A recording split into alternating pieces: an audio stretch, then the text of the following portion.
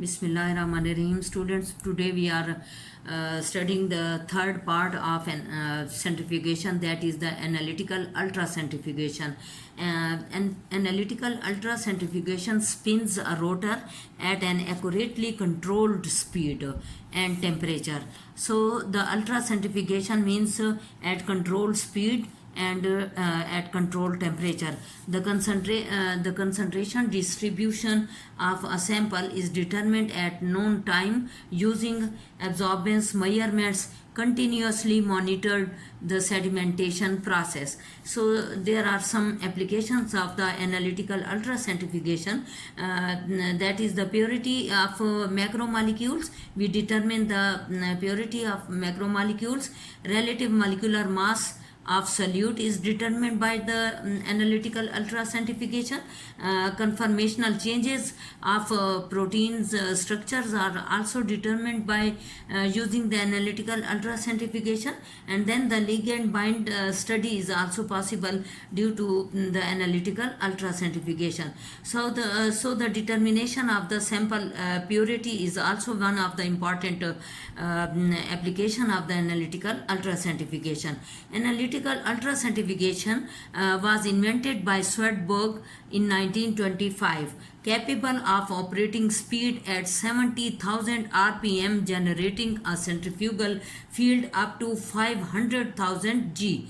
So the analytical ultracentrifugation is basically the machine which is operated at a low centrifugal field as well as at high centrifugal field. When this analytical ultracentrifuge machine is operated at low centrifugal field, the method is the rate of sedimentation is equal to the rate of diffusion. So this method will be, or we can say that the equilibrium between the rate of sedimentation and rate of diffusion will be occur when the analytical ultracentrifuge machine is operated at low centrifugal field. Similarly, at high centrifugal field, the rate of sedimentation is greater than the rate of diffusion. Here, the rate of diffusion is negligible, only the sedimentation process is studied at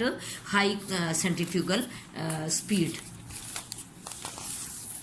Now, at low centrifugal field, the method is named as, when the ultracentrifuge field is machine is operating at low centrifugal field, the method is sedimentation equilibrium method, and when the analytical ultracentrifuge is operating at high centrifugal field, the method based on the sedimentation velocity method. So the sedimentation equilibrium method, when the rate of sedimentation equal to rate of diffusion, and the sedimentation velocity method, when the rate of sedimentation is very much greater than the rate of diffusion, as the rate of diffusion here is negligible. So the first we discuss the sedimentation velocity method, that is when the centrifugal analytical ultracentrifuge machine is operated at high centrifugal field.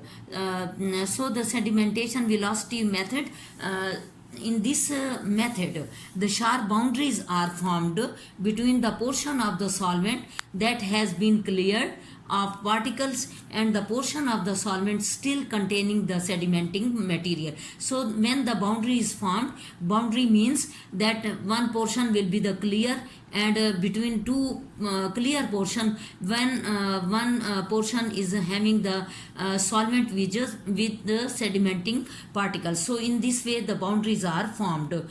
So the determination of the purity of the sample, if sample is pure, only one boundary will be formed, and so on. Each boundary will move with different speed according to the shape, size, and molecular weight of the particles. If the molecules are moving with constant speed, then the centrifugal field per grams of the molecule will be equilibrated by the frictional force of the solvent per grams of the molecules. So the centrifugal force will be denoted by the equation M1 minus 1 minus nu rho omega square x. This will be equal to the frictional force of the solvent per grams of molecule, that is denoted by F dot dx by dt, where m is the molecular weight, nu is the partial specific volume of the solute, rho is the density of the solvent, grams per ml.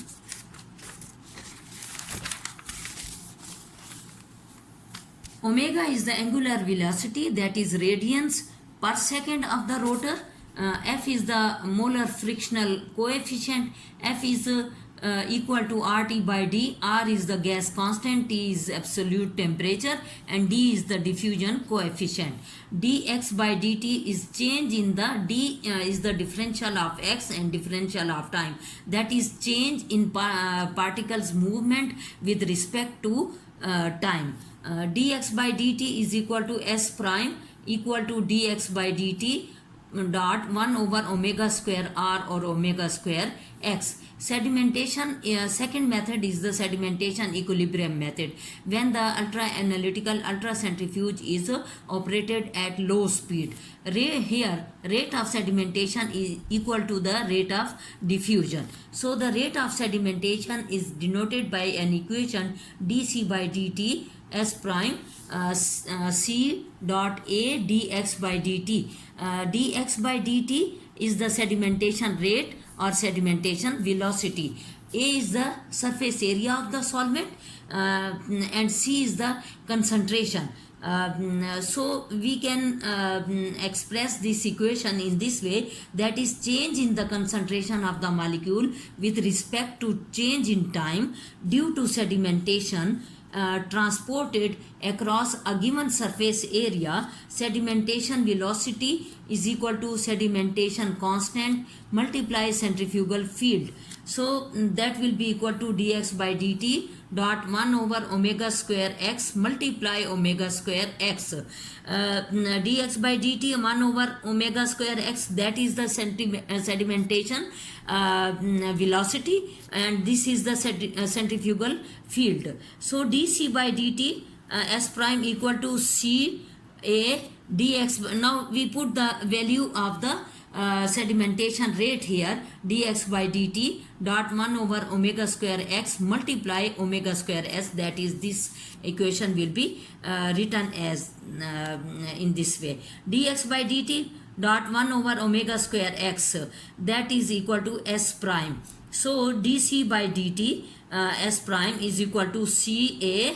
Now the value of this value will be in place of this value equation we will be write s prime omega square x.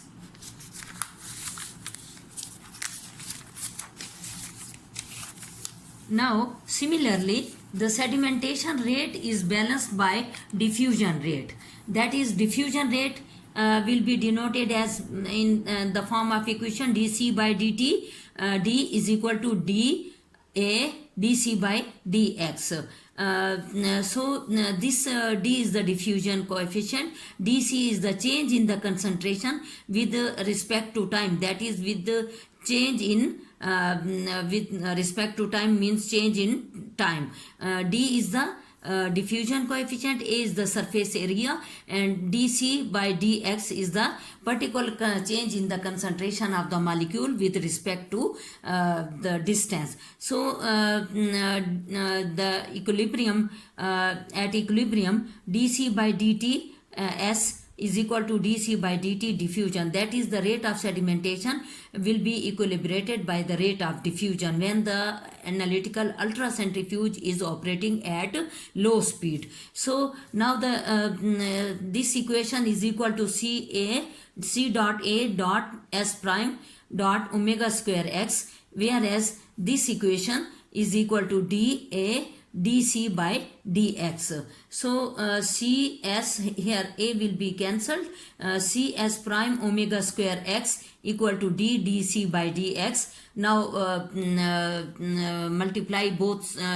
First we rearrange this equation as d will be equal to Cs prime omega square s over dc by dx. Multiply both sides of this equation by dx by dc. So by here we multiply this equation as well as this equation both with dx by dc. So this will be cancelled, and we found the equation d is equal to c.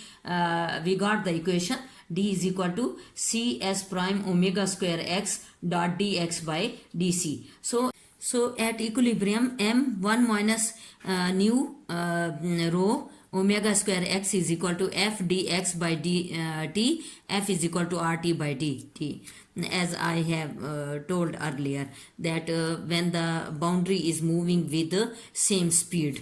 So m1 over nu rho omega square x is equal to rt by d dot dx by dt. Dx by dt dot omega square x, we know that equal to sedimentation velocity s prime.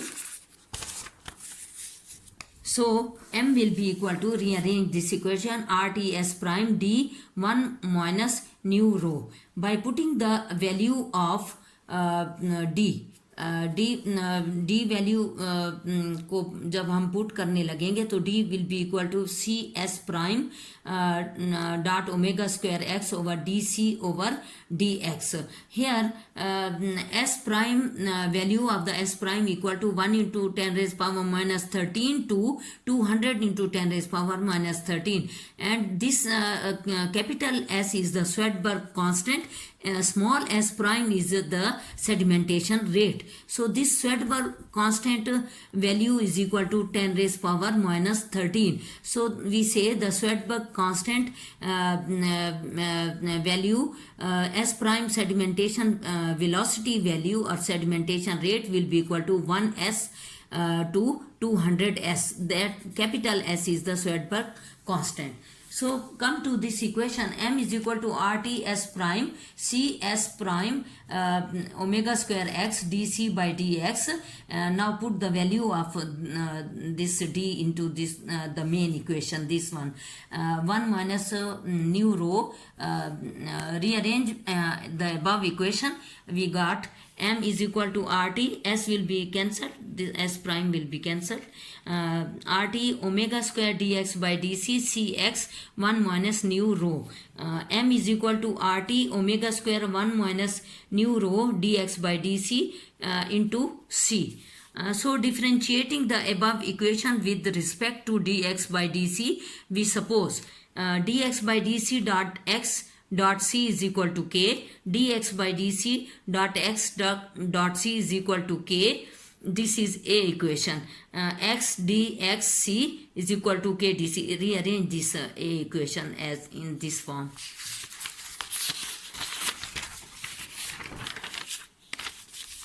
Now x dot dx is equal to k dc by c. This will be the b equation. By integrating equation b, x square by 2 k log natural log c plus k1, x2 is equal to 2k log c plus k1, dx2 is equal to 2k log c, k will be equal to dx square 2d log c.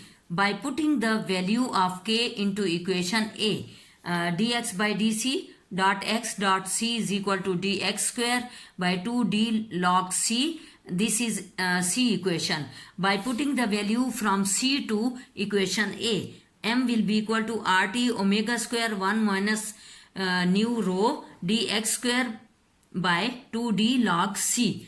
M will be equal to, now rearrange this equation, m will be equal to 2rt d log c omega square 1 minus nu rho dx square for one type of particles. So m is equal to 2rt d log c2 by c1 omega square 1 minus nu rho x2 square minus x1 square, that is for when the boundary having the two or more than two types of particles. This is the center of axis of rotation. This is x1 distance and this is x2 distance. The concentration at x1 is equal to c1, x2 distance, the concentration of the particles is c2. So c1 and c2 are the concentration of the particle 1 and 2. x1 and x2 is the distance of the particles from axis of rotation. So this is analytical ultracentrifugation, one of the most important application of the analytical ultracentrifugation, that we can determine the molecular weight of the unknown of our unknown biomolecules in this way. And similarly we can also check the purity of the particles, whether our sample having the one type of biomolecule or protein or two types of biomolecule. So students, that is the end of the centrifugation chapter. Okay, Allah Hafiz. If you have any question, please ask.